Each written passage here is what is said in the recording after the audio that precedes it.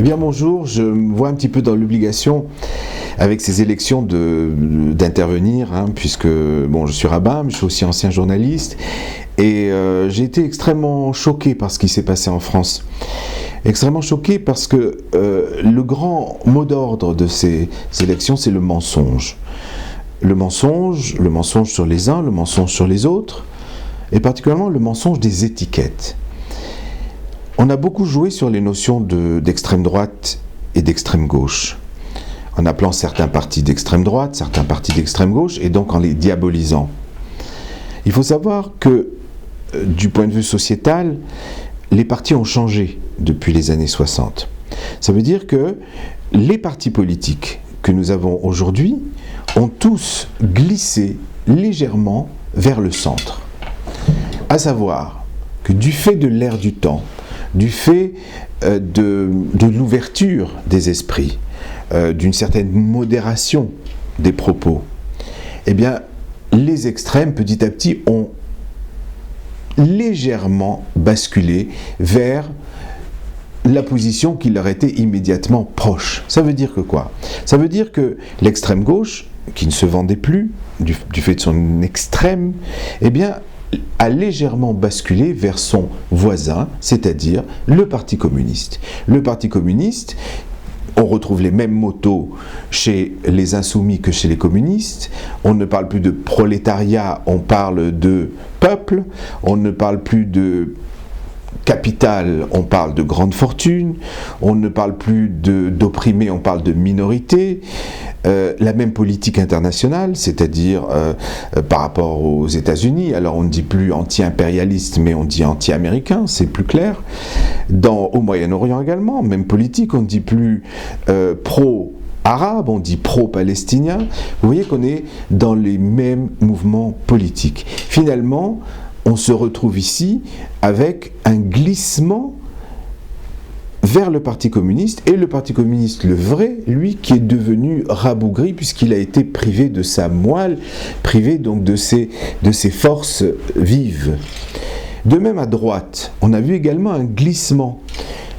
Le discours d'extrême droite ne passe plus. Encore une fois, l'ère du temps. Encore une fois, une influence d'une certaine modération, d'un certain progrès dans la vision des uns et des autres, d'une certaine ouverture, a fait que l'extrême droite pure et dure s'est déplacée légèrement vers son voisin, c'est-à-dire les gaullistes purs et durs. On retrouve exactement les mêmes slogans que dans le gaullisme des années 60. La République, la nation, l'Europe oui, mais la France d'abord, un franc fort. Rappelez-vous que le RN voulait même faire revenir la France au franc, comme les Anglais étaient restés à la livre sterling. Et puis, évidemment, la sûreté de l'État gaulliste. D'accord? Ça, ce sont les mots d'ordre du Rassemblement national. Ce qui veut dire que, d'un côté, on a glissé vers un nouveau parti communiste, de l'autre côté, on a glissé vers un nouveau gaullisme pur et dur, mais on n'en est plus à l'ancienne extrême droite et à l'ancienne extrême gauche. D'où le désir de beaucoup de journalistes, comme Apolline de Malherbe, par exemple, Apolline de Malherbe, qui est une femme extrêmement éclairée et qui a dit aujourd'hui on enlève les étiquettes parce qu'elles sont obsolètes. Le même genre de mouvement s'est passé également au niveau des Républicains. Toute la jeunesse républicaine est allée un peu plus vers le centre, elle est devenue plus technocratique, elle est restée bourgeoise, énarque, etc. Mais elle est devenue ce qu'on appelle le macronisme, c'est-à-dire une forme nouvelle de la droite. De même, le PS est allé un peu plus vers le centre. Ce n'est plus l'homme à la rose qui veut changer la société, mais ce sont des gens qui veulent un certain nombre de modération, d'arrangements sociaux qui arrangent les classes les plus défavorisées. C'est le groupe des profs de lycée, ce sont les cadres intellectuels, etc.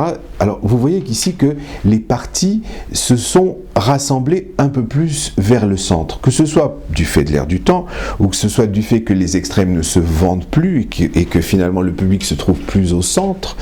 Eh bien, disons, le span des partis est allé beaucoup plus vers le centre. Donc toute cette histoire de diabolisation d'extrême droite, d'extrême gauche, etc., ce sont des mensonges.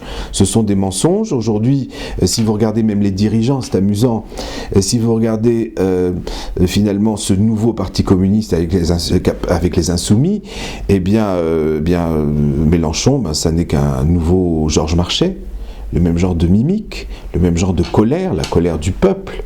D'accord ? C'est la même chose qu'on trouvait chez Georges Marchais. Si on regarde, même si on s'amuse à regarder Jordan Bardella, et qu'on revient dans le passé vers un certain Jacques Chirac lorsqu'il était très jeune, il avait la trentaine et qu'il était Premier ministre à Matignon.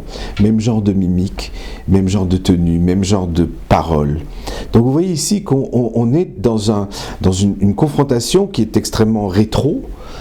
C'est une confrontation presque des années 60 entre un néo-communisme et un néo-gaullisme pur et dur, et que finalement toutes ces diabolisations ne sont qu'une façon de manipuler le public et d'avoir fait peur à beaucoup de monde, et notamment à notre communauté.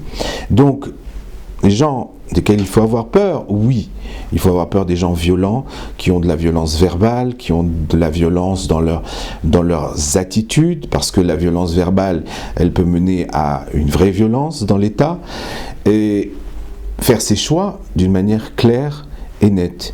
Donc ce qui m'a choqué, c'était le mensonge, c'était ces fausses étiquettes. Aujourd'hui, les partis ont changé, les partis ont évolué, et c'est ce que vous allez voir, c'est ce que nous allons voir tous ensemble dans les mois et les années qui viennent.